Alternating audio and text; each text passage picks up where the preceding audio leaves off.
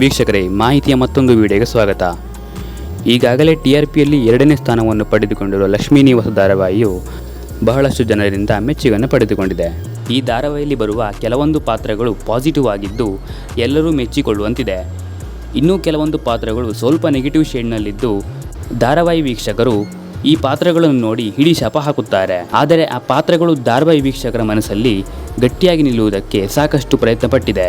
ಈ ಧಾರಾವಾಹಿಯಲ್ಲಿ ಲಕ್ಷ್ಮಿ ಮತ್ತು ಶ್ರೀನಿವಾಸ್ ದಂಪತಿಗಳ ಹಿರಿಯ ಮಗನಾದ ಸಂತೋಷ್ ಎಂದಿಗೂ ಸಂತೋಷದಿಂದಿದ್ದು ನೋಡಿಲ್ಲ.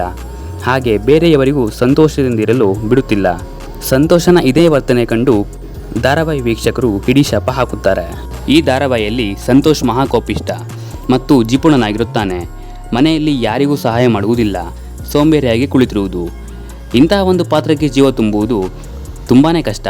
ಲಕ್ಷ್ಮೀ ನಿವಾಸ ಧಾರಾವಾಹಿಯಲ್ಲಿ ಈ ಸಂತೋಷ್ ಪಾತ್ರವನ್ನು ನಿರ್ವಹಿಸುತ್ತಿರುವುದು ಯಾರು ಗೊತ್ತಾ?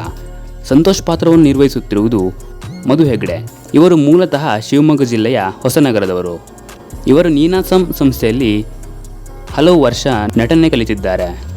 ವಿಷ್ಣುವರ್ಧನ್ ಅವರೊಂದಿಗೆ ಈ ಬಂಧನ, ನಾಯಿ ನೆರಳು, ಕವಚ ಹಲವು ಚಿತ್ರಗಳಲ್ಲಿ ನಟಿಸಿದ್ದಾರೆ.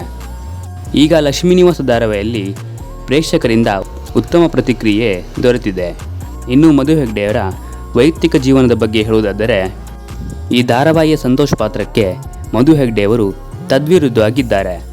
ನಿಜ ಜೀವನದಲ್ಲೂ ಕೂಡ ಜಿಪುಣರೇ ಎಂಬ ಮನೋಭಾವನೆ ಕೆಲವರಲ್ಲಿ ಮೂಡುತ್ತದೆ. ಆದರೆ ಅವರ ಕುಟುಂಬದವರು ಸ್ಪಷ್ಟನೆ ಮಾಡಿದ್ದಾರೆ, ಮಧು ಅವರು ನಿಜ ಜೀವನದಲ್ಲಿ ಹಾಗಲ್ಲ, ಹಣ ಖರ್ಚು ಮಾಡುವಲ್ಲಿ ಎಂದಿಗೂ ತಲೆ ಕೆಡಿಸಿಕೊಳ್ಳುವುದಿಲ್ಲ ಮತ್ತು ಕುಟುಂಬವನ್ನು ಉತ್ತಮ ರೀತಿಯಲ್ಲಿ ನಡೆಸಿಕೊಂಡು ಹೋಗುತ್ತಾರೆ. ಇವರಿಗೆ ನಟನೆಯನ್ನು ಹೊರತುಪಡಿಸಿ ಸಂಗೀತ ಕ್ಷೇತ್ರದಲ್ಲಿ ಬಹಳ ಆಸಕ್ತಿ ಇದೆ. ಇವರು ಕೆಲವು ಚಿತ್ರಗಳಿಗೆ ಮ್ಯೂಸಿಕ್ ಡೈರೆಕ್ಟರ್ ಆಗಿದ್ದಾರೆ.